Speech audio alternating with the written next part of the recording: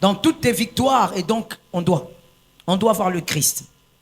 Dans toutes tes victoires, le Christ doit gagner. Tu ne dois pas être le seul à gagner. Le Christ doit gagner. D'ailleurs, c'est d'abord lui qui doit gagner. Aide-moi à dire ça à ton frère. C'est d'abord le Christ qui doit gagner. Dans toutes nos victoires terrestres, Christ doit les utiliser pour gagner les âmes. Gagner les âmes. Comment cela se passe-t-il pratiquement? Premièrement, de manière très pratique, Christ gagne les âmes par vos victoires au travers de votre vie. Votre vie. Ce qui vous passionne fait la publicité de tout ce que vous avez. Ce qui vous passionne fait la publicité de tout ce que vous avez. Par votre vie, si Christ vous passionne, tout ce que vous aurez, les gens penseront d'abord au Christ. Puisque c'est votre passion, c'est logique. Tout ce qui vous passionne fait la publicité de tout ce que vous avez. On dira, oh d'accord, si par exemple ce sont les études qui vous passionnent, on dira, ah non, non, non, c'est normal, parce que c'était un bosseur, il aimait beaucoup les études, voilà pourquoi il en est arrivé là. Sans que vous ne dites quoi que ce soit, ce qui vous passionne fait la publicité de tout ce que vous avez. Quand le Christ est votre passion, évidemment, les gens doivent savoir que c'est lui votre passion.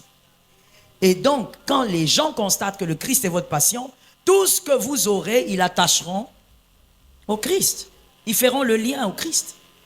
Ils diront, non, non, lui, il aime tellement le Seigneur, à lui avec son église, à lui avec sa prière, oh, lui avec son jeûne, c'est normal. Ils vont tout attacher au Christ. Parce que vous avez montré au monde que votre passion, c'est le Christ. Mon frère, se marier, c'est bien.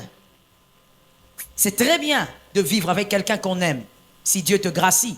Parce que tous les mariés ne vivent pas forcément avec les personnes qu'ils aiment.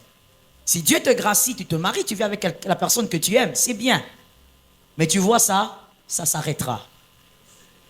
Il y a des hommes qui ont épousé de très belles femmes, aujourd'hui elles ne sont plus là. Des femmes de valeur, aujourd'hui elles ne sont plus là. Il y a des hommes qui ont épousé des femmes extraordinaires, elles ne sont plus là. Et vice versa.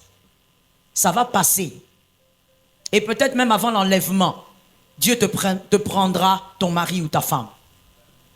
Les enfants, c'est bien. Mais tout ça aussi passe. Un jour, tu vas te retrouver sans tes enfants, ils sont tous partis. Peu importe l'amour qu'ils ont pour toi, ils te diront, maman, papa, on doit partir. Et toi aussi, tu considères que c'est ce qui est convenable. À un certain âge, les enfants doivent te quitter. Tu vas acheter de belles voitures. Ça se détruit tout ça. Ça se détruit tout ça. Et non seulement que ça se détruit, le monde est tellement monde que toutes ces choses, à un moment donné, deviennent caduques. La belle Mercedes dans le temps, ce n'est plus la Mercedes d'aujourd'hui. Ah, Lord. La belle Mercedes que nos pères aimaient, quand ils étaient dedans, ils se sentaient tellement bien. Aujourd'hui, c'est pour les musées. C'est ça le monde. Le monde est monde. Tout ce qui passionne aujourd'hui, dans 30 ans, ça n'aura plus de sens. Si l'Éternel ne revient pas. C'est ça la vérité. Tu es en train de courir derrière des choses, mais tu dois savoir que tout ça passe. Tu ne peux pas t'appuyer sur ces choses parce que toutes ces choses aussi déçoivent. Ça passe et ça déçoit. Si tu peux le noter comme ça, c'est bien. Ça passe et ça déçoit. Avant même que ça ne passe, ça te décevra. Parce que c'est faillible. Ta vie, la manière dont tu vis, le fruit que tu présentes, permettra que les âmes soient gagnées sans que tu ne parles. Tu es à l'université, tu es au travail, dans tout ce que tu fais, les âmes, les personnes te regardent, les gens disent, cette fille, elle est extraordinaire. Comment elle est comme ça? C'est la fille de qui? Pourquoi Auprès de toi, il n'y a personne qui s'exclame comme ça. Autour de toi, pourquoi il n'y a personne qui s'exclame comme ça? Pourquoi vis-tu simplement comme si tout s'arrêtait ici? Tout ne s'arrête pas ici. J'attends que quelqu'un me donne un amen. Oui, oui. À un moment donné, il faut que l'Église apprenne à dire amen aux choses véritables. Quand on parle des âmes et de Jésus, ça, ce sont des choses véritables. Pourquoi personne autour de toi ne se pose la question, mais attends, où est-ce que tu pries? Tu me bénis tellement, ton comportement. Il y a des gens ici, si tu ne dis pas que tu es enfant de Dieu, personne ne saura autour de toi.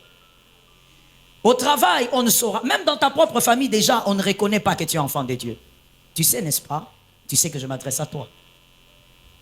Dans ta propre famille, tes propres frères biologiques, comme on dit, même père, même mère, ne croyez pas que toi, tu peux être enfant de Dieu. Comme quelqu'un avait dit, sans polémique, mais chez toi aussi, on dit la même chose. Il y a l'un de tes frères qui dit, si lui, il entre au ciel, moi aussi j'entre. Ton propre frère biologique dit ça. Lui, celui-là. Oh, écoutez, il est qui? Il est dans votre église, il est qui? Ah bon? Mais si Louis entre au ciel, c'est que nous tous, on va entrer. Si tes propres frères disent ça, Jésus a dit, ça commence à Jérusalem. Si à Jérusalem, on ne croit pas en toi, qui va croire en toi? Tout ce que tu fais est fake. Tout ce que tu fais devant nous, inutile. Je disais à quelqu'un, pas plus tard que ce matin, ça ne sert à rien de te battre pour que les hommes reconnaissent que tu es quelque chose. C'est vraiment inutile. L'approbation des hommes est 0 multiplié par 0. L'approbation des hommes, c'est rien du tout. Tu veux que les hommes voient que toi tu fais, toi tu es. Ça ne sert à rien. Par ta vie, les âmes seront gagnées. Regarde l'âge que tu as. Combien d'âmes as-tu déjà gagné à Jésus?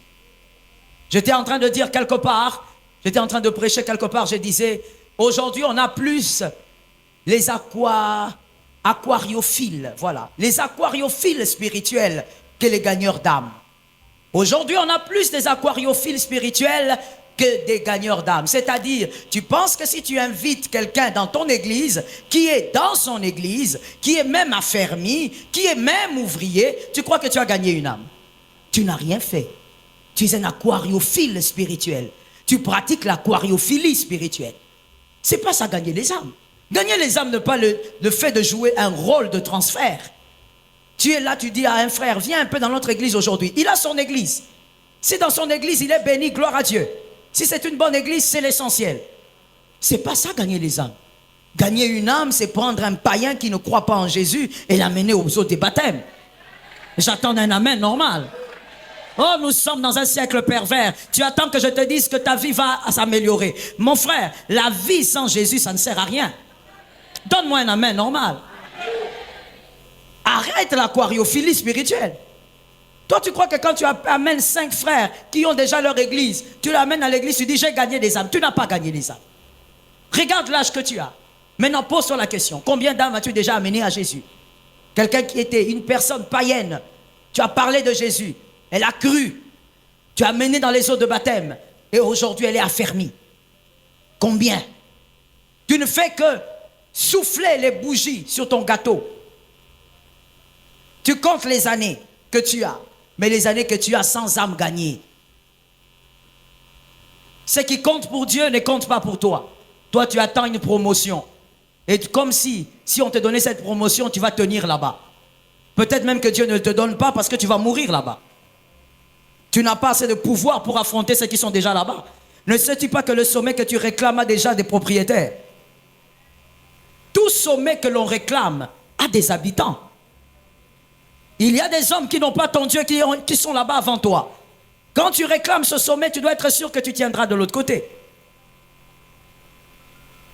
Aujourd'hui, on a un problème dans la vie des circoncis. Le caractère ne change plus personne. Ton caractère ne change personne autour de toi. Tu as un langage de l'église, tu as un langage de la maison et tu as un langage des amis. À toi-même, tu as trois langages. On appelle ça confusion. La confusion, c'est le dragon. Que ton caractère amène les âmes à Jésus. La victoire que tu auras sur la terre, les victoires que tu pourras avoir, que ton caractère attire les gens. Au-delà de cette promotion que les gens vont acclamer, que les gens disent, mais celui-là, il est comment? Comment il est comme ça? Au-delà de tes célébrations que les gens disent, mais il a des valeurs qui m'attirent, cet homme. Cette femme a des valeurs qui attirent. Non, ta vie repousse les gens. Les gens ne veulent pas aller à l'église. Ils ne veulent pas chercher le Christ à cause de ton caractère. Il y a un monsieur une fois qui a vu une photo sur ma page. J'étais avec quelqu'un. Évidemment, je préfère taire le nom. Et puis il m'écrit, il m'écrit en privé, il me dit, pasteur, celui avec qui vous étiez là, c'est qui? J'ai dit, où? Parce qu'il y a eu plusieurs photos. Comme d'habitude, on publie les photos des cultes. Il dit, celui-là, j'ai dit, c'est mon fils. Il me dit, ah bon? Mais il a besoin du brisement. Il a vraiment besoin du brisement. J'ai dit, mais c'est pour ça que le Seigneur nous a appelés. Jésus va nous briser. En réalité, j'ai juste pris sa part. Mais il avait dit quelque chose. Il avait dit quelque chose. Le siècle présent, tu ne peux pas être enfant de Dieu et les gens doutent de ta chrétienté à cause de ton caractère. Non. Non. Les gens se posent des questions. Est-ce que lui aussi prie à cause de ton comportement? Tu as un comportement où les gens se posent la question, mais à quel moment on peut être chrétien comme ça? Mais voici là où certains circoncis se cachent. Ne jugez point. Pourquoi tu prends un verset, tu le sors du contexte? Est-ce que tu peux laisser... Si tu ne peux pas laisser le verset dans le contexte, alors écoute seulement les prédications. Qui t'a dit que ne jugez point? Ça a quelque chose à voir avec ce qu'on dit. Que ton caractère, c'est ne jugez point. Ton caractère, il faut qu'on le juge. Il est écrit, vous les reconnaîtrez par leurs fruits. Donc ton fruit, je dois en parler. Si je n'en parle pas, ça n'a pas de sens. Ton fruit, c'est ton fruit qui permettra aux hommes de dire, il y a une différence. Voici l'écriture que beaucoup de chrétiens, des fois non affermis, aiment. Maintenant, vous verrez la différence entre ceux qui servent et ceux qui ne servent pas. Avant d'arriver là, on doit voir la différence entre ceux qui sont transformés par le Saint-Esprit et ceux qui ne sont pas transformés. Et là, on ne parle pas des païens. Je suis en train de parler des chrétiens. Le lot des chrétiens, au milieu de ce lot, on doit voir la différence entre ceux qui sont transformés et ceux qui ne le sont pas. Combien d'âmes as-tu gagné à cause de ton comportement? Quelqu'un va dire, je ne sais pas. Mais voici, je vais te donner un élément qui peut t'aider. Parce que ça ne rate pas. Voilà pourquoi Jésus a dit, vous les reconnaîtrez par leurs fruits.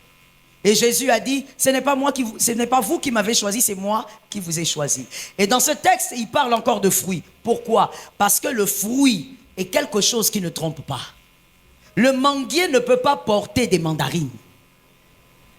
Non, non, non. À ce niveau, il ne peut pas mentir quelqu'un. Le manguier ne portera que des mangues. À ce niveau-là, impossible de tromper. Les fruits, le caractère. Combien de personnes t'ont déjà approché pour te dire que ton caractère bénit? Combien? Je veux te choquer en te disant, on n'a pas besoin que les gens te disent que ta manière de parler bénit. On n'en a pas besoin. Ce monde a connu des parleurs. Ce monde, je répète, a connu des parleurs, des excellents orateurs. Tu ne vas pas faire quelque chose qui n'a jamais été. On a besoin qu'on te dise, ton caractère m'attire. Moi-même, je dis un amen à cet amen-là. C'est de ça qu'on a besoin. Que tu gagnes les âmes à cause de ton comportement. Autrefois, oh, ce monde est passé, parce qu'on a dit tout passe. Autrefois, les familles venaient voir une autre famille pour dire, nous voulons que notre fils épouse votre fille. Son caractère nous attire. Ces choses sont décédées. Ces choses sont mortes, enterrées, et il y a une pierre tombale. Les filles d'aujourd'hui, les femmes d'aujourd'hui, Qui va être attiré à cause du caractère? Voilà pourquoi la plupart d'hommes aujourd'hui choisissent à cause du corps. C'est le corps qui attire aujourd'hui. La plupart des hommes, quand on les reçoit dans le bureau pour dire « tu vas l'épouser, pourquoi ?» Ils prennent d'abord 3 minutes avant de donner la réponse. Une femme avec qui tu feras toute une vie.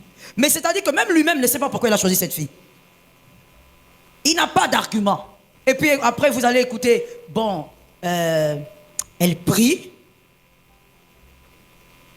Localise-moi un voisin, dis-lui, je crois qu'on parle de toi.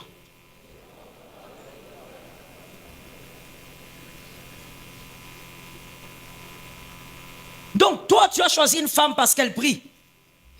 C'est pour ça que tu as choisi la femme. Parce qu'elle prie. Mais qu'est-ce qui te fait croire que ce que tu vois, c'est ce qu'il y a? Non, le seul vrai problème, c'est que les hommes d'aujourd'hui, moi je veux parler en leur nom ce matin.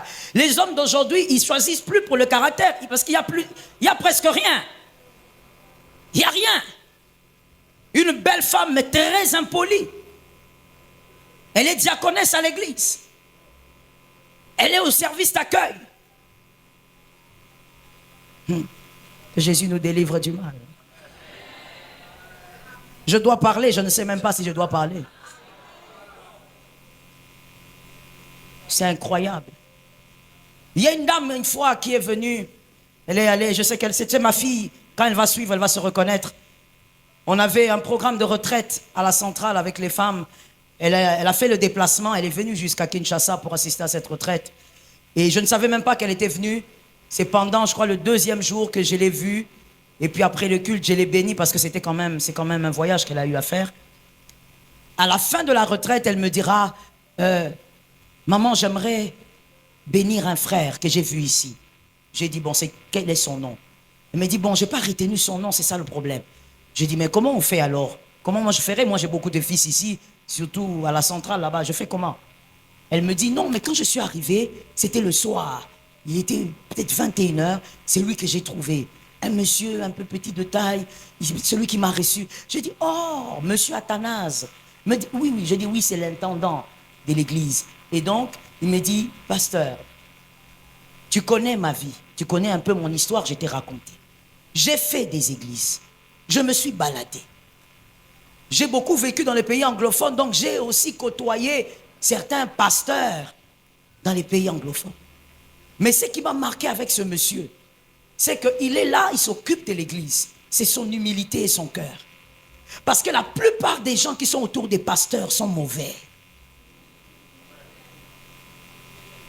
Sont impolis. Ça, c'est elle qui me dit. La plupart des gens qui se trouvent autour des hommes de Dieu, il dit, maman, tu n'as même pas remarqué, même quand j'étais connu, j'ai évité de te dire, donne-moi le numéro de tel, parce que je ne voulais pas être blessé. Comme je me focalise sur la bénédiction que tu es pour moi, je ne voulais pas que tu me donnes le numéro de l'un des gens qui travaillent avec toi et que je sois blessé comme j'ai été blessé partout. Ils pensent que ce sont des petits dieux. Et je crois qu'elle n'a pas tort. La plupart des gens qui sont autour des hommes de Dieu sont aigris. Ils ont des caractères qui ne changent pas. Donne-moi un amen normal. Si Dieu permet qu'un jour tu travailles avec un homme de Dieu, accepte le brisement. Moi-même, cet amen-là, je ne l'ai pas accepté, j'attends un amen. Ça veut dire que ces gens-là donnent même des réponses que l'homme de Dieu ne peut pas donner. On te pose seulement la question, le pasteur Joël va recevoir. J'ai déjà dit. Et les gens maintenant, le problème tombe sur qui? Sur le pasteur.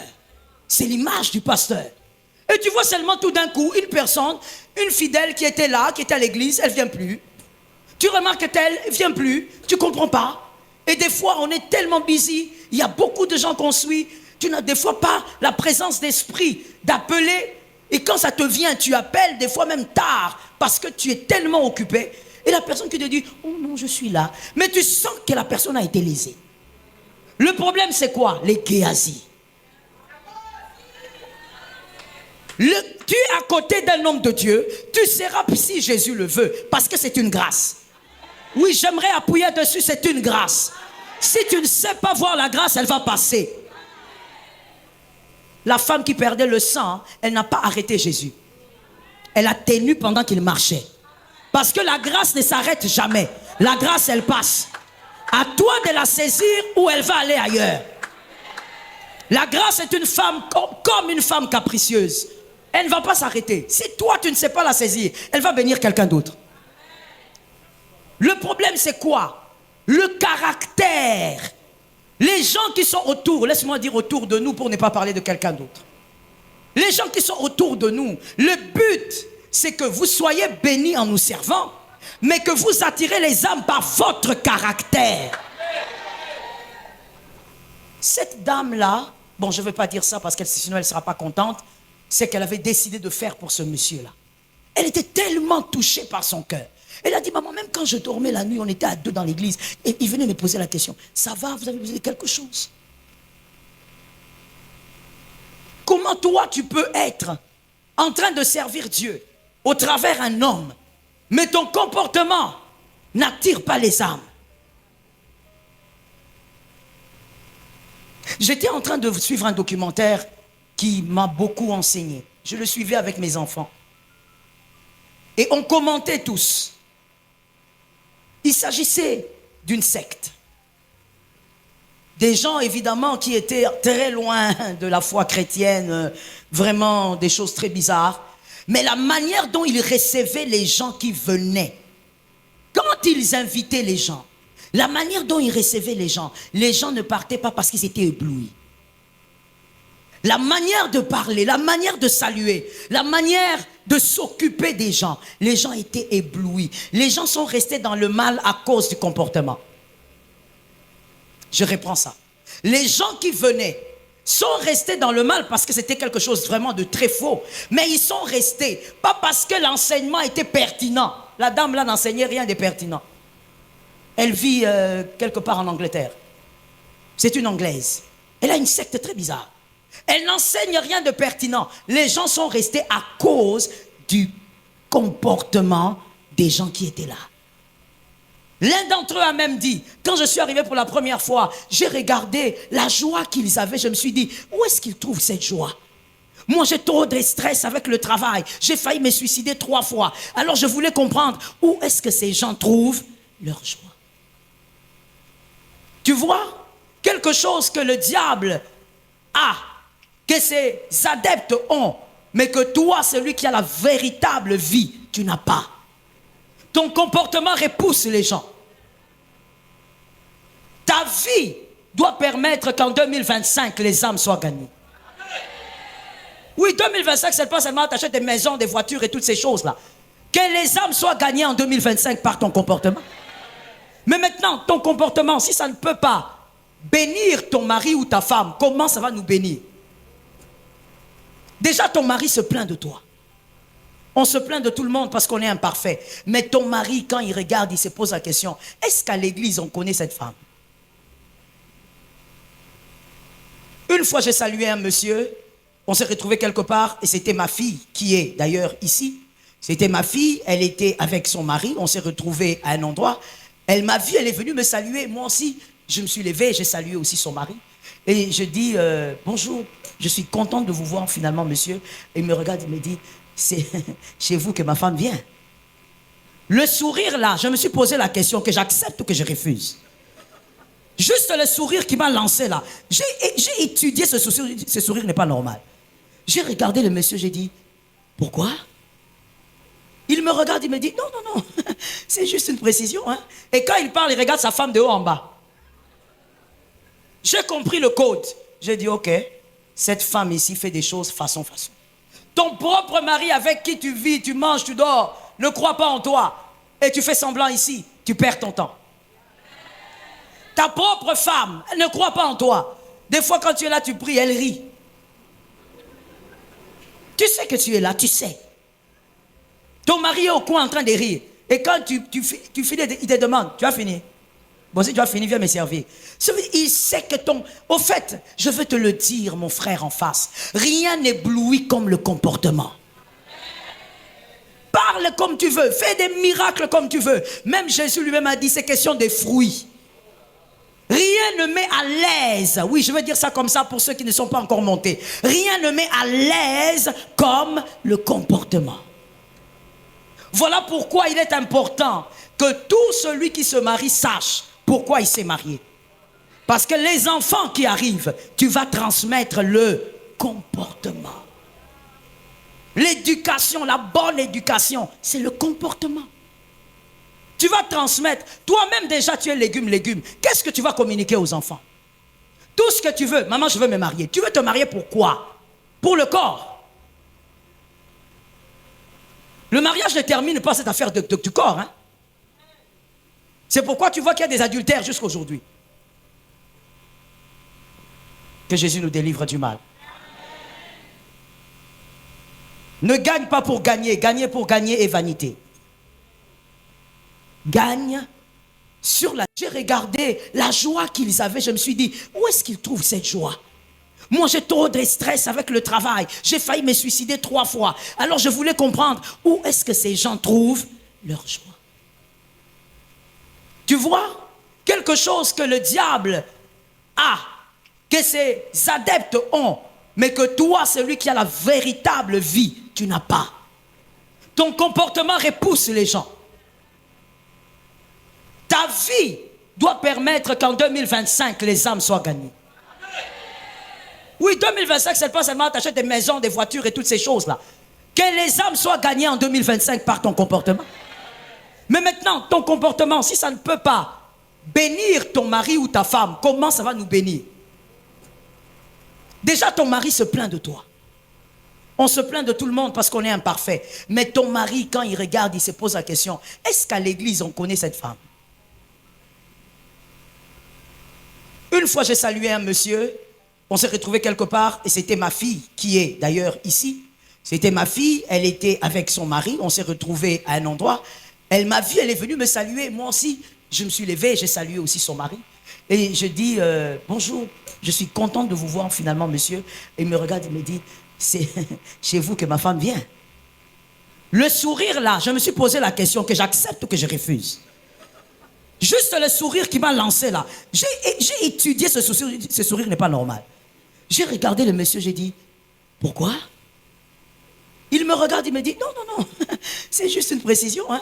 Et quand il parle, il regarde sa femme de haut en bas. J'ai compris le code. J'ai dit, ok, cette femme ici fait des choses façon. Ton propre mari avec qui tu vis, tu manges, tu dors, ne croit pas en toi. Et tu fais semblant ici, tu perds ton temps. Ta propre femme, elle ne croit pas en toi. Des fois, quand tu es là, tu pries, elle rit. Tu sais que tu es là, tu sais. Ton mari est au coin en train de rire. Et quand tu finis, il te demande, tu as fini? Bon, si tu as fini, viens me servir. Il sait que ton... Au fait, je veux te le dire, mon frère en face. Rien n'éblouit comme le comportement. Parle comme tu veux. Fais des miracles comme tu veux. Même Jésus lui-même a dit, c'est question des fruits. Rien ne met à l'aise. Oui, je veux dire ça comme ça pour ceux qui ne sont pas encore montés. Rien ne met à l'aise comme le comportement. Voilà pourquoi il est important que tout celui qui se marie sache pourquoi il s'est marié. Parce que les enfants qui arrivent, tu vas transmettre le comportement. L'éducation, la bonne éducation, c'est le comportement. Tu vas transmettre, toi-même déjà tu es légume. Qu'est-ce que tu vas communiquer aux enfants? Tout ce que tu veux, maman je veux me marier. Tu veux te marier pour quoi? Pour le corps. Le mariage ne termine pas cette affaire du corps. Hein? C'est pourquoi tu vois qu'il y a des adultères jusqu'à aujourd'hui. Que Jésus nous délivre du mal. Ne gagne pas pour gagner. Gagner pour gagner est vanité. Gagne sur la terre par ton caractère également pour que les âmes soient gagnées. Que dans ta famille cette année, qu'il y ait des gens qui donnent leur vie à Jésus. À cause de ta manière de parler, de ta manière de réfléchir, à cause de ta façon de porter les autres, que les âmes soient gagnées. Que je voie cette année, oh Seigneur, je soupire à ça. Que cette année en 2025 plutôt, que je voie quelqu'un, des gens entrer en disant, nous sommes la famille de tel, mais nous ne sommes pas venus par invitation. Nous sommes venus parce qu'il a tellement changé. Nous sommes venus parce qu'elle a tellement changé. Mon Dieu, ce genre de témoignages ont disparu dans les églises. Disparu. Les gens qui viennent parce que leur sœur, leur fille a changé. Ne vous revêtez pas de make-up seulement. Vivez le brisement que Jésus vous communique son caractère. Joli vêtement sans caractère, zéro. Savoir parler sans caractère, zéro mon frère. C'est ce que Dieu disait pour David. Quand il disait j'ai trouvé l'homme selon mon cœur, il voulait dire j'ai trouvé l'homme qui a le caractère qu'il faut. C'est ça. Moi si je dis un amen dessus mon frère. C'est ça. Dieu quand il dit ça, il dit seulement j'ai trouvé quelqu'un qui a le caractère que moi je cherche. Même Dieu est derrière les caractères. Tu veux que nous les hommes on ferme les yeux? Oh, comment ça va se passer? Oh non, laissez-moi, c'est ma vie. Tu n'as pas de vie. Si tu es enfant de Dieu, tu n'as pas de vie. Ta vie nous concerne. Et notre vie te concerne. Toi, tu es là comme ça, c'est l'irresponsabilité. Que quelqu'un me dise c'est l'irresponsabilité. Dans une famille responsable, on ne regarde pas son petit frère en train de faire des choses qui vont ruiner la famille. On dit c'est sa vie. Tu vas ruiner toute la famille. On va t'arrêter, on va te dire, tu gères mal l'héritage ici, tu vas nous ruiner. Parce que dans ce que tu fais, nous sommes dedans. Je répète la phrase, dans ce que tu fais, nous sommes dedans. Pourquoi aujourd'hui les Quinois aiment dire, ah vraiment les chrétiens, ils mettent ça au pluriel, pourquoi? Est-ce que c'est tous les chrétiens qui ont fait cette bêtise? Mais lorsque un tombe, on met tout le monde dedans. Mon frère, tu dois t'arrêter au nom de Jésus. L'onction doit t'arrêter ce matin au nom de Jésus. L'Éternel va utiliser son ciseau, il doit entrer dans ton cœur là. Il y a des choses qui doivent couper au nom de Jésus. Tu me donnes un amen, tu sors de l'hypocrisie. Il y a des choses qu'il doit démolir dans ton cœur là. Il ne faut pas être là, tu es assis. 2025, année de victoire. Avec qui?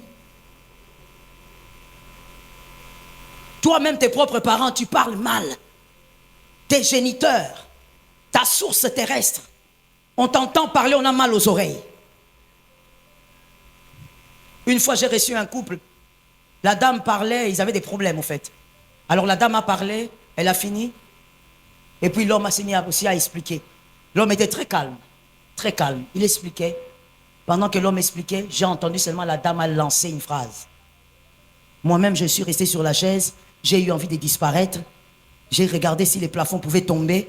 Ça veut dire que moi-même, cette phrase, j'ai senti ça. Et puis, en douce, calmement. Elle est imperturbable. C'est comme ça que la plupart des filles ici. Ça veut dire que c'est à l'intérieur d'elle. Elle a lancé la chose. Je suis resté. J'ai lancé directement mon regard chez l'homme pour voir comment il va prendre. Et l'homme qui dit, pasteur, comme je disais, je continue. Je dis, oh, l'homme est habitué au feu. L'homme est en enfer. C'est le feu de l'enfer, il est dedans.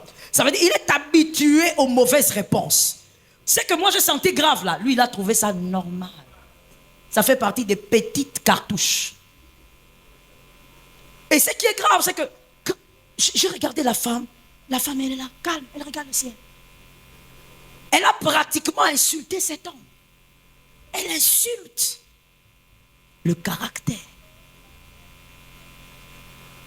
Mais tu entends quelqu'un dire, moi je suis à l'église tous les jours. Quel caractère!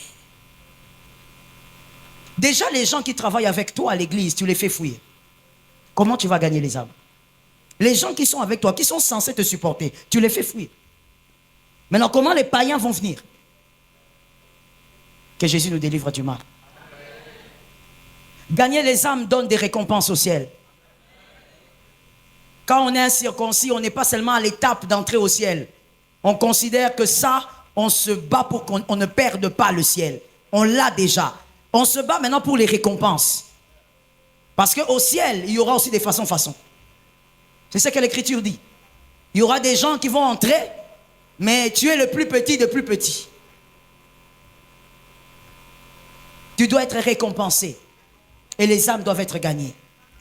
Il y a quelque chose que l'Esprit est en train de me rappeler. Je le dis évidemment, puisque c'est le Saint-Esprit qui est l'enseignant.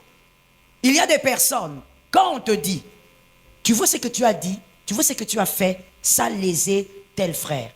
ça ne dit absolument rien.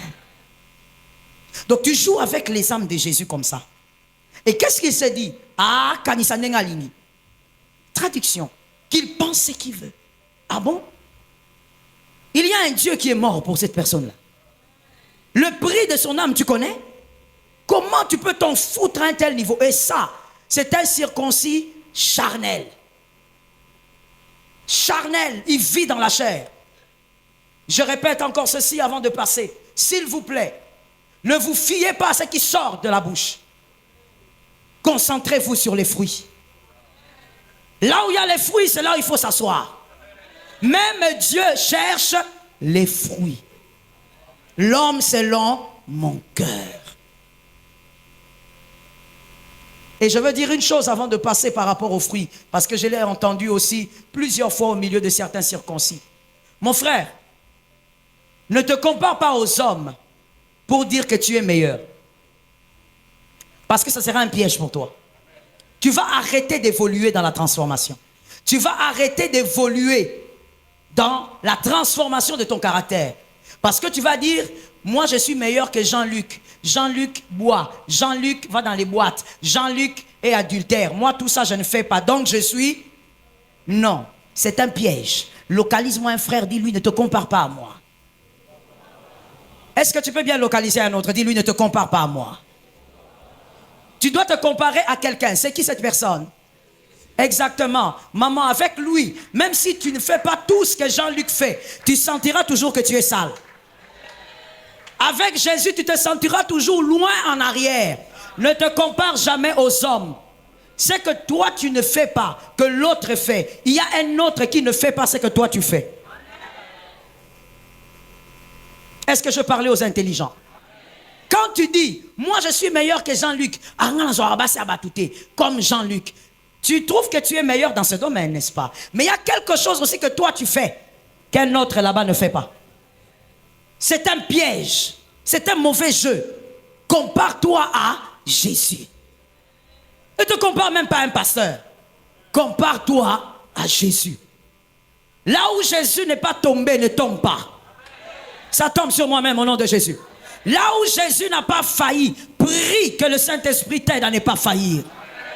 Compare-toi à Jésus, ne te compare pas aux hommes. Non, moi quand je compare avec madame telle, moi j'ai pris beaucoup. Ne te compare pas à elle. Compare-toi à Jésus. Fais-tu ce que Jésus attend de toi? Cette année, gagnons les âmes par notre caractère. J'ai aimé cet amen, moi je dis aussi amen dessus. S'il vous plaît, écrivez ça si vous le pouvez. Vivre une vie qui vous plaît.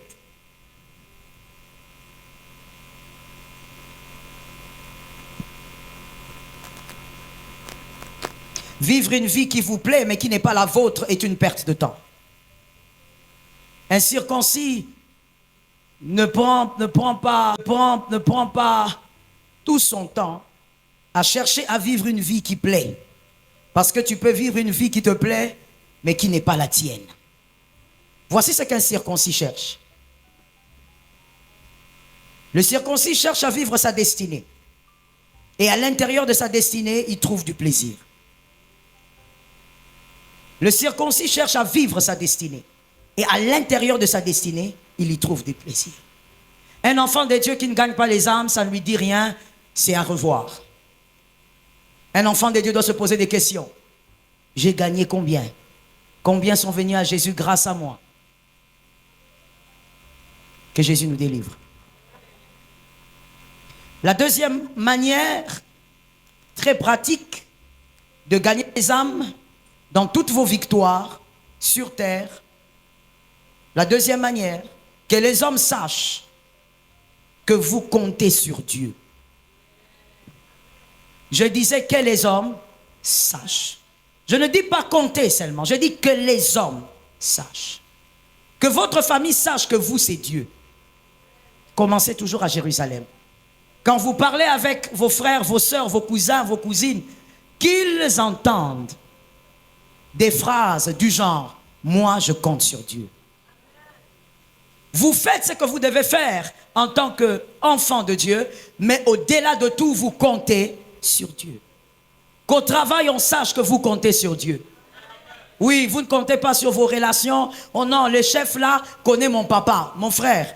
Ça va te décevoir. Que partout là, on sache que vous, c'est Dieu. Vous comptez, n'ayez pas honte de dire, moi je compte sur Dieu. Vous faites ce que vous avez à faire, mais en même temps, dites aux hommes, dites à tout celui qui a une paire d'oreilles que vous comptez sur Dieu. C'est important que les gens sachent que vous et Dieu, c'est une vie. Lorsque vous faites cela, quand un miracle vous arrive, ou même quand une victoire vous arrive, les hommes vont acclamer votre Dieu. Oui, même sans vous. Parce qu'ils savent que traduction, Louis a l'habitude de dire que Louis, sa vie, c'est Dieu. Et les hommes vont célébrer votre Dieu même sans le savoir. Tu n'auras pas besoin de dire, Dieu m'a fait ceci. Les hommes, quand ils vont apprendre, ils vont dire, ah, son Dieu l'a visité. Ça tombe sur quelqu'un d'intelligent. Le psaume 23.1. Le psaume 23.1, l'Éternel est mon berger. David a dit, il est mon berger. Je veux vous dire une chose. Si vous êtes un lecteur de la Bible, vous l'avez constaté. David n'a jamais vu la vision de Jésus. Non, non, non. David n'a jamais vu l'apparition de Jésus. De toute sa vie jusqu'à sa mort. Mais quand il parle de Jésus, vous avez l'impression qu'il parle d'une femme avec qui il vit. Mais il n'a jamais vu une quelconque apparition physique ou même vision nocturne de Jésus. Il dit, l'Éternel est mon berger. J'ai l'assurance parce que j'ai un berger. David ne dit pas, non, mon papa, il dit c'est l'Éternel.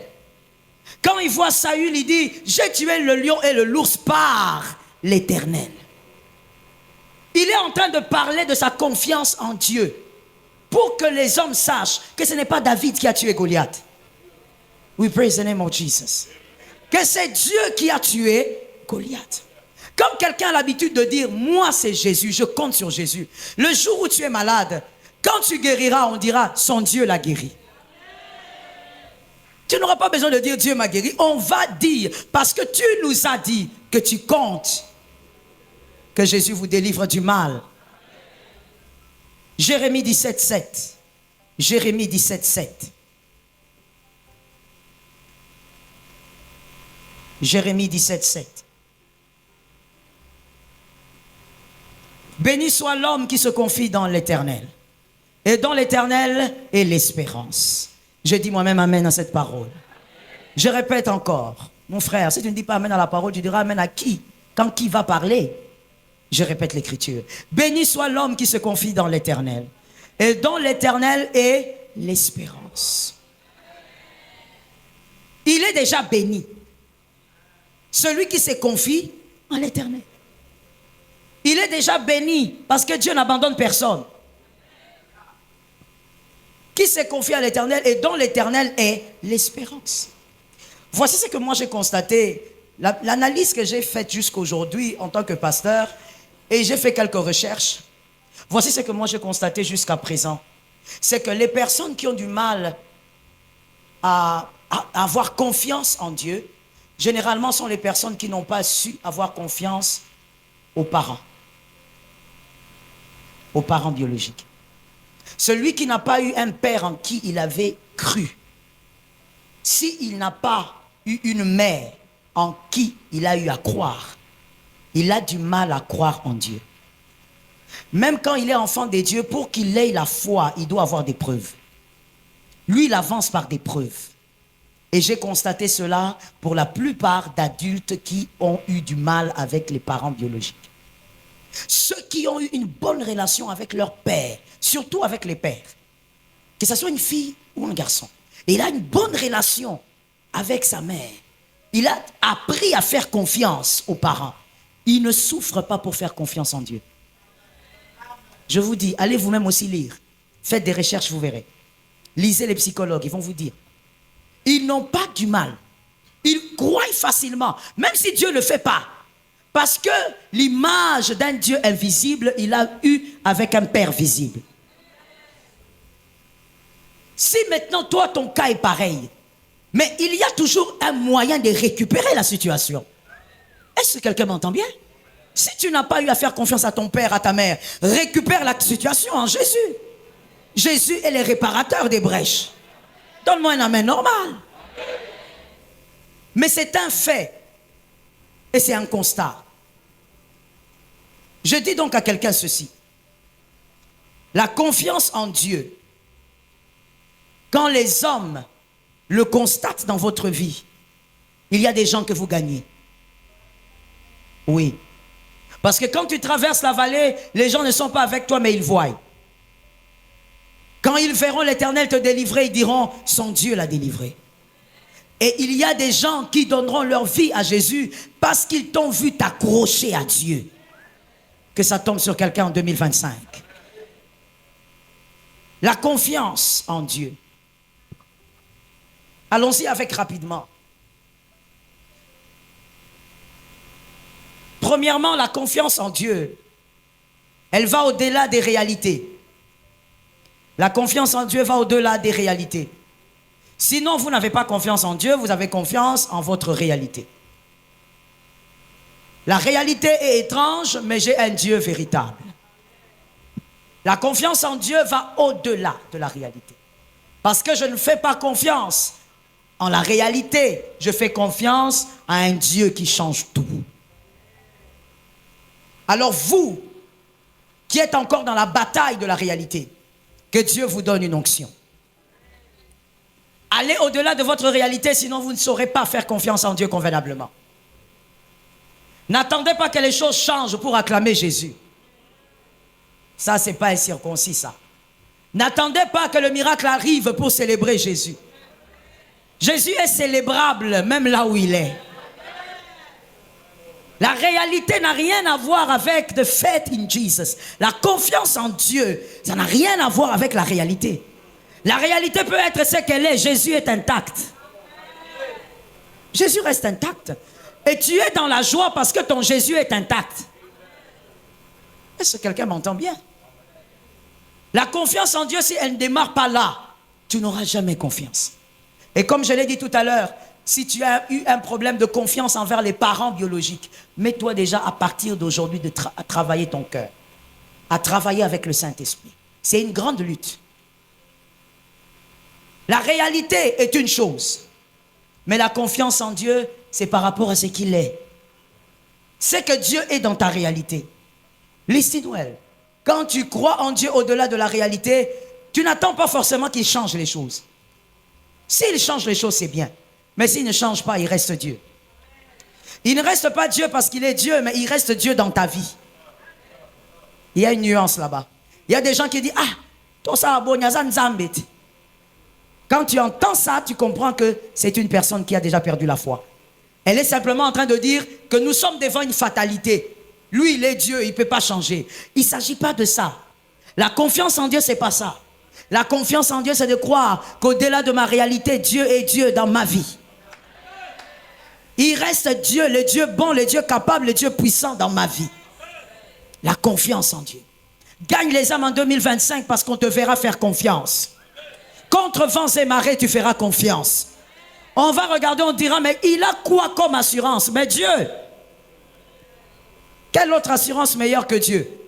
L'argent a des limites. Sans vouloir citer des noms, tu as vu des hommes puissants mourir du cancer. Tu vois, oh mon Dieu, tu vois comment un milliardaire est en train de faner. Le cancer est en train de le tuer. Et il n'y a rien pour mettre, il n'y a pas un bouton pour mettre stop.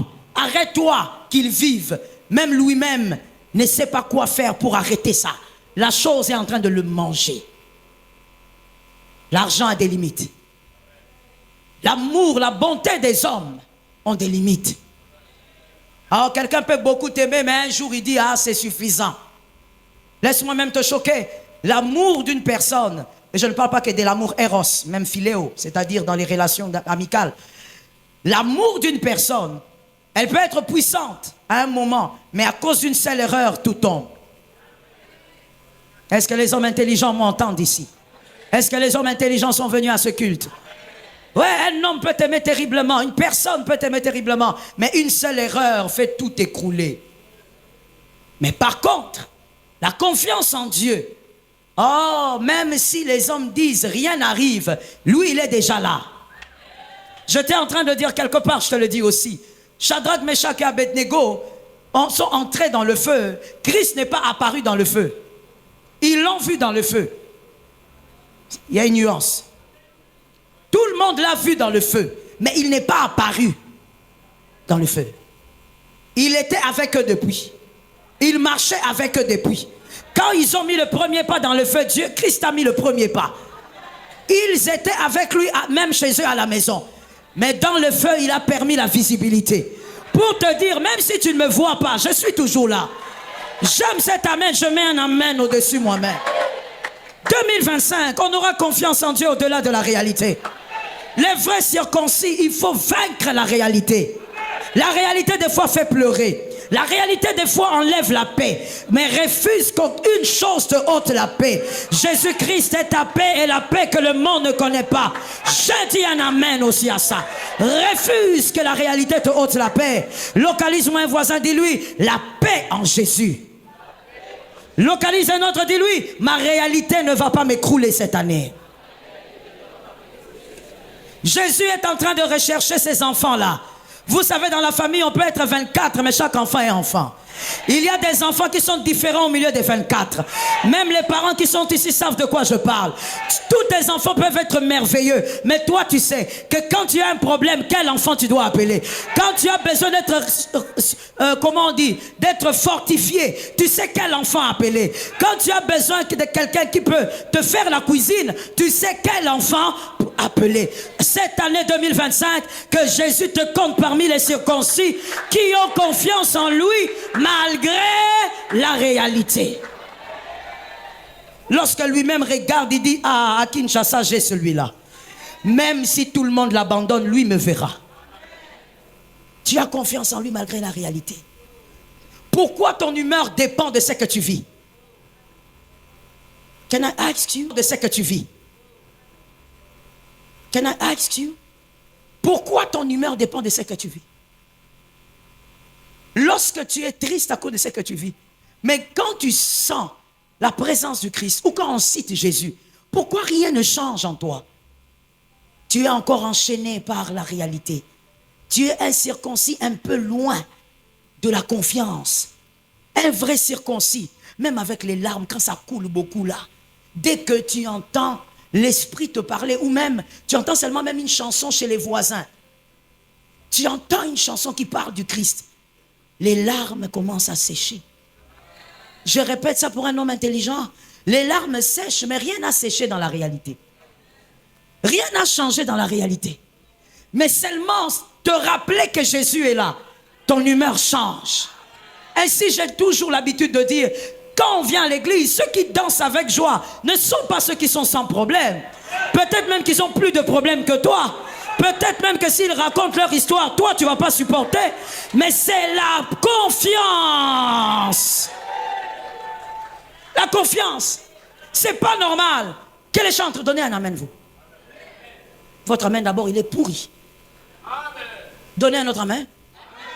C'est pas normal que vous, chantres, vous êtes ouvriers du Seigneur. Vous êtes appelés à adorer avec le peuple de Dieu. Le peuple est venu. Il s'est habillé, parfumé pour adorer son Dieu. Le peuple s'approche. Toi, tu as le micro là. Tu chantes.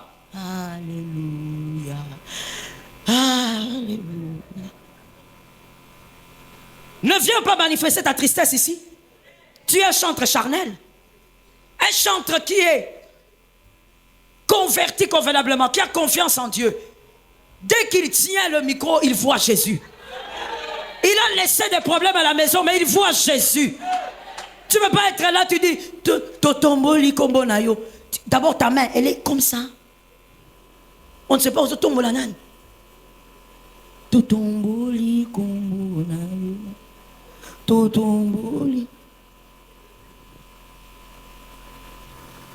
La vie, c'est qu'on dégage, c'est ce qu'on vit.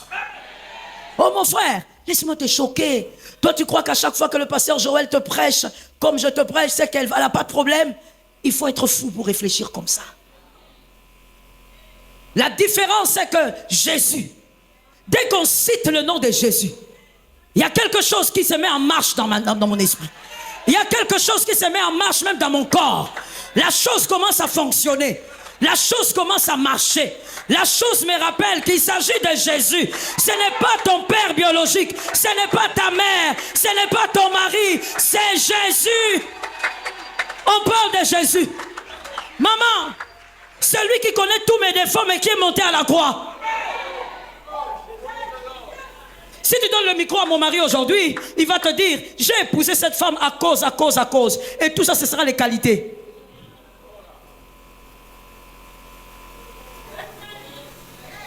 Mon mari ne te dira pas qu'il m'a épousé à cause des défauts. S'il connaissait ces défauts-là, peut-être. Mais Jésus est le seul. Il connaît tous mes défauts. Mais il est monté à la croix. Il est monté donner sa vie.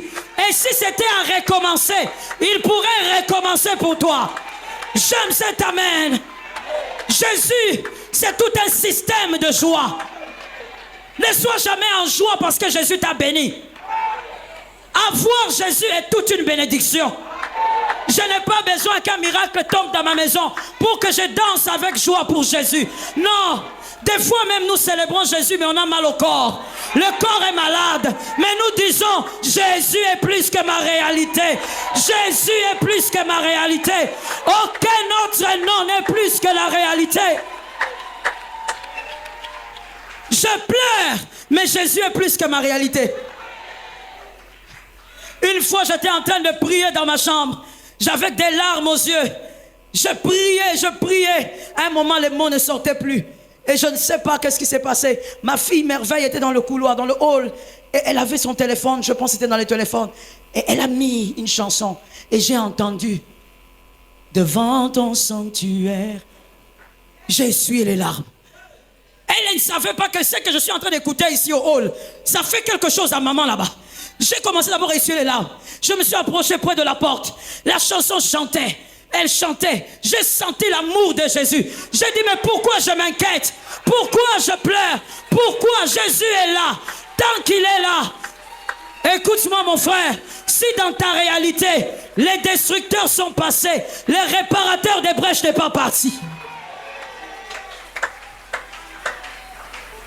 Si les destructeurs sont passés dans ta vie, ils ont détruit des choses. Mais regarde bien, le réparateur n'est jamais parti.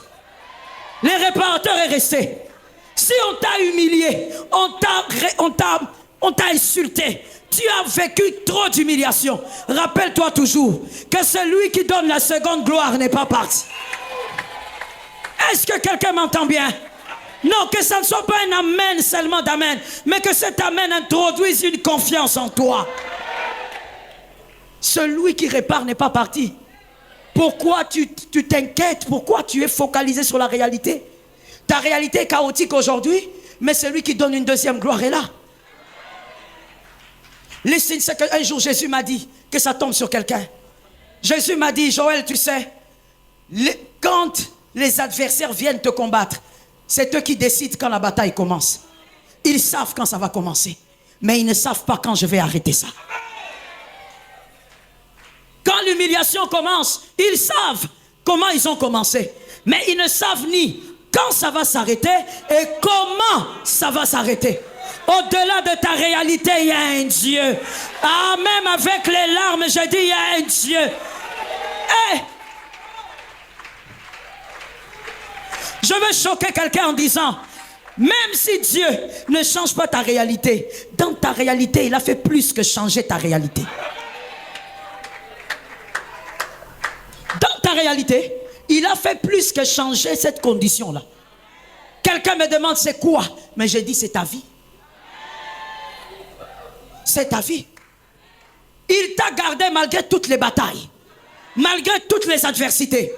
Il a veillé à ce que tu sois en bonne santé, que tes adversaires ne te critiquent pas dans le coma, que tes adversaires ne te critiquent pas dans la morgue, que tes adversaires ne t'humilient pas dans la morgue. L'Éternel qui t'a gardé en vie, il finira par changer la réalité. Ah, tu veux plus adorer Jésus parce que tu n'as pas encore d'enfant? Mais de quoi tu parles? De quoi tu parles? De quoi tu parles? Il y a des hommes qui ont regretté, écoute-moi bien frère, qui ont regretté pourquoi leur femme était tombée enceinte et pourquoi elle était allée accoucher. Pourquoi? Parce qu'en accouchant, la femme est morte. Toi, tu es en train de dire quoi? Oh, je n'ai pas la force d'adorer. 13 ans, moi naté. 20 ans, moi naté. Monsieur, madame, il y a des personnes qui ont regretté. Il dit, il fallait que je reste avec ma femme même sans enfant. Elle est allée accoucher, elle est morte là-bas. Connais-tu la grâce? Ta grâce, la réalité de ta vie, même si elle ne change pas, la vie que tu as permet à ce que tu célèbres ce que Dieu est. Que le diable n'arrache pas ta confiance. Ça, c'est le jeu du diable. Il veut te montrer ta réalité et te dire, où est le Dieu que tu pries? Tu as commencé roue à Siloé, où est le Dieu que tu pries? Regarde comment les batailles s'augmentent. Écoute, je veux te dire, plus les batailles augmentent, plus nous allons vers une autre gloire. Ils te feront la guerre, mais on ne fait la guerre qu'à celui qui est dans la volonté de Dieu. Je répète, ils te feront la guerre parce que tu es dans la volonté de Dieu. Si tu n'étais pas, ils n'allaient pas te faire la guerre. Que cette réalité ne t'arrache pas ta joie. Quand il s'agit de Jésus, s'il faut célébrer, tu célèbres. Quand il s'agit de Jésus, s'il faut danser, tu danses. Quand il s'agit de Jésus, tu dis tout va bien.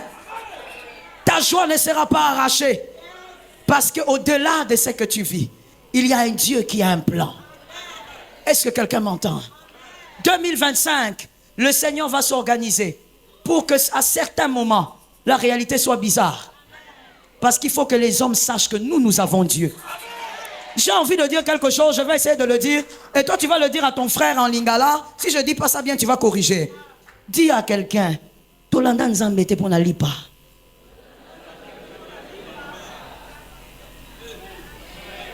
Donc, quand il n'y a pas de pain, tu la vois là à l'église. Quand il y a un problème, tu la vois là à l'église. Tout le monde sait que vraiment là, il y a un problème.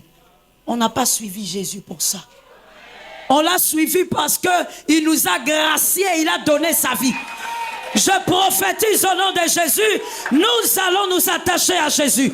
Nous allons rester avec Jésus. Malgré les réalités, Jésus. Malgré la douleur, Jésus. Malgré les peines, Jésus. Malgré la souffrance, Jésus. Malgré l'humiliation, Jésus.